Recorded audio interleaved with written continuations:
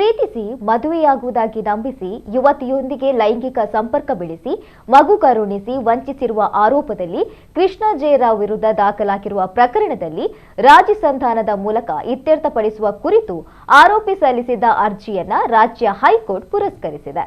High court ಸೂಚನೆಯಂತೆ ಸಂತ್ರಸ್ತೆ ಮತ್ತು ಸಂತ್ರಸ್ತೆಯ ತಾಯಿ ಹಾಗೂ ಆರೋಪಿಯ ತಂದೆ ಮತ್ತು ಸಂಬಂಧಿಕರೋರ್ವರು ಮಧ್ಯಸ್ಥಿಕೆ ಕೇಂದ್ರಕ್ಕೆ ಹಾಜರಾಗಿ ಹೇಳಿಕೆಯನ್ನು ನೀಡಿದ್ದಾರೆ. ರಾಜಿ ಸಂಧಾನದ ಮಧ್ಯಸ್ಥಿಕೆದಾರರಾಗಿ ಹೈಕೋರ್ಟ್ನಿಂದ ನೇಮಕಗೊಂಡಿದ್ದ ವಕೀಲೆ ಸುಶೀಲಾ ಅವರು ಇತ್ತಂಡದವರ ಹೇಳಿಕೆ ಪಡೆದುಕೊಂಡಿದ್ದಾರೆ. ಸಂತ್ರಸ್ತೆ ಮತ್ತು ಆಕೆಯ ತಾಯಿ ನಮಿತಾ, ಮತ್ತೊಂದು ಕಡೆ ಆರೋಪಿ ಕೃಷ್ಣ ಜೆ ರಾವ್ ತಂದೆ ಪಿಜಿ ಜಗನ್ನಿವಾಸ ರಾವ್ ಹಾಗೂ ಸಂಬಂಧಿಕರೊಬ್ಬರು ಬೆಂಗಳೂರಿನಲ್ಲಿ ಮಧ್ಯಸ್ಥಿಕೆ ಕೇಂದ್ರಕ್ಕೆ ನೇರವಾಗಿ ಹಾಜರಾಗಿದ್ದಾರೆ.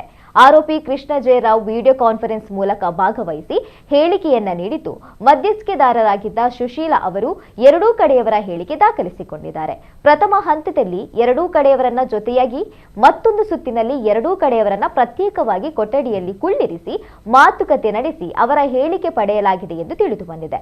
ಮಧ್ಯಸ್ಥಿಕೆ ಕೇಂದ್ರದಲ್ಲಿ ನಡೆದ ಬೆಳವಣಿಗೆಗಳ ಕುರಿತು ಮುಂದೆ ಹೈಕೋರ್ಟ್ಗೆ ವರದಿ ಸಲ್ಲಿಕೆಯಾಗಲಿದ್ದು, ಆ ಬಳಿಕ ಪ್ರಕರಣದ ಮುಂದಿನ ಕಾನೂನು ಪ್ರಕ್ರಿಯೆ ನಿರ್ಧಾರವಾಗಲಿದೆ. ಅರ್ಜಿದಾರರ ಪರ ಹಿರಿಯ ವಕೀಲ ಪಿಪಿ ಹೆಗ್ಡೆ ಅವರು ಪ್ರಕರಣವನ್ನ ರಾಜಿ ಸಂಧಾನದ ಮೂಲಕ ಇತ್ಯರ್ಥಪಡಿಸಿಕೊಳ್ಳುವ ಕುರಿತು ಕೋರ್ಟ್ ಮುಂದೆ ಪ್ರಸ್ತಾಪಿಸಿದ್ರು. ಇದನ್ನ ಪುರಸ್ಕರಿಸಿದ ನ್ಯಾಯಾಲಯ ಜೂನ್ 19ರಂದು ಸಂತ್ರಸ್ತೆ, ಆರೋಪಿ ಹಾಗೂ ಪ್ರಕರಣಕ್ಕೆ ಸಂಬಂಧಪಟ್ಟ ಎಲ್ಲಾ ವ್ಯಕ್ತಿಗಳು ಕಡ್ಡಾಯವಾಗಿ ಮಧ್ಯಸ್ಥಿಕೆ ಕೇಂದ್ರಕ್ಕೆ ಹಾಜರಾಗಬೇಕು ಎಂದು ಸೂಚನೆಯನ್ನ ನೀಡಿತು. ಅದರಂತೆ ಎರಡೂ ಕಡೆಯವರು ಮಧ್ಯಸ್ಥಿಕೆ ಕೇಂದ್ರಕ್ಕೆ ಹಾಜರಾಗಿ ಹೇಳಿಕೆಯನ್ನ ನೀಡಿದ್ದಾರೆ.